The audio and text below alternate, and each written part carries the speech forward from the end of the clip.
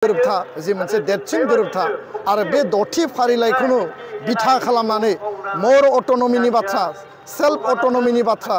Area एक्सटेंशननि बाथ्रा जेराव नोङो समस्ति बांहोनायनि बाथ्रा पावर एन्ड फांसन बांहोनायनि बाथ्रा इन्स्टिटिउसन गायसननायनि गेजेरजों आबुं आरो रोखा महर होनानै जोंनि जोबथा थांखि आलादा रायजोसिम थांनायनि जि मोनसे स्ट्राक्चारेल जि मोनसे एरेन्जमेन्ट बे एरेन्जमेन्टनि एकर्ड इमप्लिमेन्टेशननि खामानिखौ जोङो दिनै मावगासिनो दङ। बेफोरनि सिमां बड'फानि जि मोनसे आलादा रायजो दाबिनानै बर' हारिखौ जौगासार गेरेमसा माहारि दानायनि जि सिमां बे सिमांखौ जों मालाबा बावाखै आरो बावनायनि खोथा गैया। दा बे दिनै 12 जुन बड'लेण्ड मुंख्लं सान आरो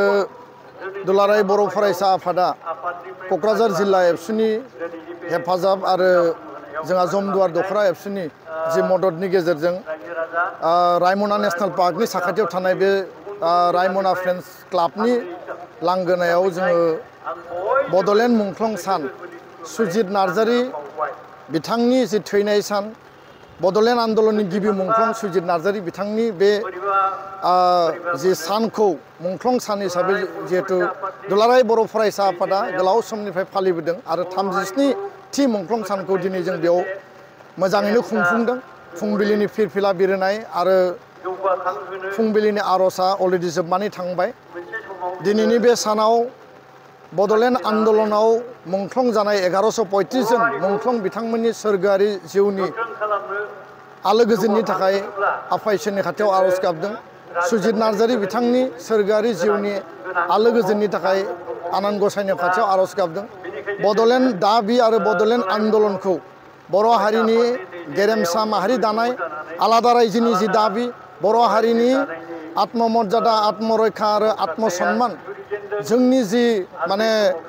सेल्फ डिटारमिनेशनखौ लानानै बड'फाया आलादा रायजोनि दाबि दैखांदोंमोन। बिथाङा दिनै जोंनि गेजेराव गैलिया आरो बिथांनि सोरगोआरि जिउमानि थाखायबो दिनै आनान गसाइनि खाथियाव आर'ज गाबदों। बड'लेण्ड आन्दलननि गेजेरजों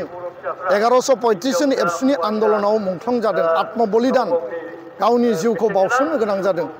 एनडिएफबिनि आन्दलन बिएलटिनि आन्दलन गासै 5,000निबो बांसिन दिनै जोङो आत्मबलिदान होनो गोनां जाबाय आरो बे दिनैनि साना मोनसे जारिमिनारि सान। बर' हारिनि जारिमिनाव जे समाव 12 जुननि जे हाबाफारिया फैयो दुलाराय बर' माहारिया बयबो गोसोखाङो जोंनि आल्टिमेट थांखिया आलादा रायजो, जोंनि आल्टिमेट सिमाङा आलादा रायजो। जाय जेखि बुङा मानो जाय जेखि कुइसन खालाया मानो दुलाराय बर' फरायसा आफादनि इसिं आरो बायजो दुलाराय बर' फरायसा आफादनि साफ्रोमबो मावथिनि थै मोदोम मेलेम बिखा बिख्लोआव आलादा रायजोनि जि सिमां मुंख्लंफोरनि सिमां बड'फानि जि मोनसे आलादा रायजो दाबिनानै बर' हारिखौ जौगासार गेरेमसा माहारि दानायनि जि सिमां बे सिमांखौ जों मालाबा बावाखै आरो बावनायनि खोथा गैया। दा बेखायनो दिनैनि बे सानाव जोंनि जि मोनसे जि जार्नि जि मोनसे पलिटिकेल आरो गणतान्त्रिक आरो कन्स्टिटिउसनेल जि मोनसे मोन्थाइखौ लानानै जों जि जार्नि बे जार्निया जि मुंख्लंफोरनि बावसोमनायनि जि मोनसे फिथाइ जोङो 93आव बिएसि सुक्ति मोनबाय, 2003आव बिटिसि 6 सिडुल जोङो गोरोबथा मोनदों आरो 2020 सनाव जोङो गोजोन गोरोबथा जि मोनसे देरसिन गोरोबथा आरो बे दथि फारिलाइखौनो बिथा खालामनानै मोर अट'नमिनि बाथ्रा सेल्फ अट'नमिनि बाथ्रा एरिया एक्सटेंशननि बाथ्रा जेराव नोङो समस्ति बांहोनायनि बाथ्रा पावर एन्ड फांसन बांहोनायनि बाथ्रा इन्स्टिटिउसन गायसननायनि गेजेरजों आबुं आरो रोखा महर होनानै जोंनि जोबथा थांखि आलादा रायजोसिम थांनायनि जि मोनसे स्ट्राक्चारेल जि मोनसे एरेन्जमेन्ट बे एरेन्जमेन्टनि एकर्ड इमप्लिमेन्टेशननि खामानिखौ जोङो दिनै मावगासिनो दङ। दा बेखायनो दुलाराय बर' माहारिया माब्लाबाबो बावाखै जोंनि आल्टिमेट थांखिखौ। नाथाय जोङो आगानसे आगाननै आगानथाम जों आवगायबाय आरो जोङो जोबथा थांखिसिम दिनै गणतान्त्रिक आरो राजनितिक जि मोनसे इनिसियेटिभनि गेजेरजों जोङो बेखौ मोनफुंनांगोन। बेखायनो मुंख्लंफोरनि जि बेसेन गोसा जिउ बावसोमनाय बिथांमोननि जि बावसोमनायनि गेजेरजों जि मोनसे सिमां बे सिमाङा गोथां महरै जेब्लाबो थागोन आरो जोबथा थांखिसिम जोंनि हाबाफारिखौ बावलांनांगोन। बे समाव दुलाराय बर' फरायसा आफादा जि मोनसे राजनितिक जि जार्नि जोङो गणतान्त्रिक माहारियारि फरायसा आफादब्लाबो राजखान्थियारि दाबि इस्युखौ लानानै हाबा मावनायनि बेलायाव राजखान्थियारि जि मोनसे इनिसियेटिभखौबो जोङो सम सम लाबोनो गोनां जादों। 2020 सननि सान्थि सुक्तिनि उनाव मानगोनां प्रमोद बर' बिथांनि टीमखौ दिनै काउन्सिलाव एकर्ड इमप्लिमेन्टेशननि सार्थआव बर' हारिनि सार्थआव जोङो बेयाव बिथांमोनखौ माने पावाराव लाबोदों 2021 सनाव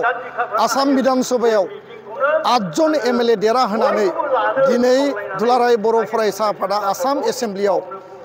आसामनि बे रायजोनि जि पलिटिक्स आरो जाति दानायनि पलिटिक्सखौ बर' हारिनि पलिटिकेल बर' हारिनि सार्थआ जाहाथे बेयाव बांसिन मर्यादा मोनो बेखौ खामानि मावनो थाखाय जोङो देरा होबाय बिनि उनाव राज्य सभायाव 2022 आव जोङो एमपि मोनबाय मानगोनां रोनगोरा नार्जारी बिथांखौ जों आसाम विधान सभायाव मन्त्रि मोनबाय मानगोनां उरखाव ब्रह्म बिथांखौ आरो जोंहा 7 जन एमएलए आरो लोगोसेनो दिनै 2026 सनाव भारतनि जि जेनेरेल इलेक्शन बे बिसायख'थियाव जयन्त बसुमतारी बिथांखौ क'क्राझार 1 नम्बर एसटी लकसभा समस्तिनिफ्राय देरहासार होनानै 10 बोसोरनि उनाव बर' अनाबर' हिंसानि जि मोनसे थासारि दंमोन बे गासैखौबो डिफिट खालामनानै बर' मानसिखौ फिन रिगेइन खालामनानै फिन जोङो दिल्लीयाव दैथायहरनानै लकसभा आरो राज्य सभायाव साफा दिनै एमपि जोङो बे मोननो हाबाय आरो बे एमपिया दिनै थारैनो दिल्लीयाव थांनानै एकर्डनि दफा मावफुंनायनि थाखाय बिथांमोना खामानि मावगोन दा बेखायनो बाथ्राया जाबाय स्पष्ट बिटिआर सुक्ति मावफुंनायनि थाखाय जि मोनसे राजनैतिक मजबुत मोनसे थासारि दानानै होनांगौमोन बेखौ दाबाय आरो सुक्तिनि दफा बायदि समस्ति दानाय समस्तिनि सीमा बारायनाय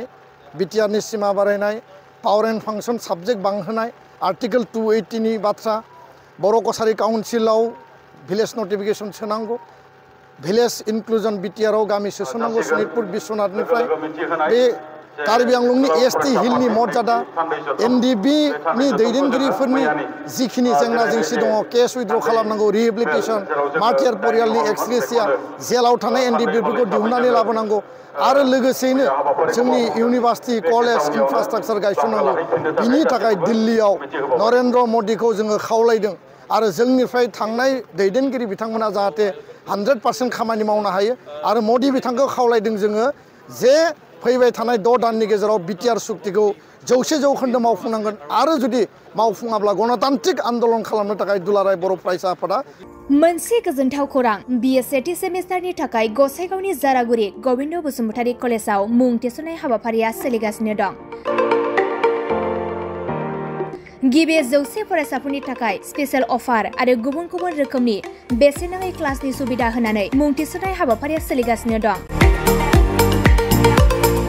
बे फरायसालियाव फरायसाफोरा गावनि गोसोबायदि आयदाखौ सायख'नानै लानो हागोन लोगोसे basic computer class self defence आरो स्पोकेन इंलिश क्लास बायदि सुबिदाफोरखौ बेसेन होआलासे फरायसाफोरा सोलोंथायखौ लानो हागोन लोगोसे बे फरायसालिमायाव गासैबो फरायसाफोरनि थाखाय फ्रि बास सार्भिसबो होनाय जादों लोगोसे गासैबो थाखोनि बिजाबजों बुंफबनाय बिजाब बाख्रिनिबो सुबिदा दं आरो बे खेबनिफ्राय एग्जाम सेन्टार हिसाबै फरायसाफोरा गावनिनो आंगो गबिन्द बसुमतारी फरायसालिमायावनो आनजाद होनो हागोन बिनिखायनो गासैबो जौसिन फरायसालिनिफ्राय उथ्रिसारनाय फरायसाफोरखौ गबिन्द बसुमतारी फरायसालिमायाव खम बेसेनावनो एडमिसन लानानै गोबां सुबिदाफोरनि खाबु लानो हागोन बांसिनै मिन्थिनो थाखाय 9101784754 7002 71929 97066808878 नम्बराव नोंथांमोना खौरां लानो हागोन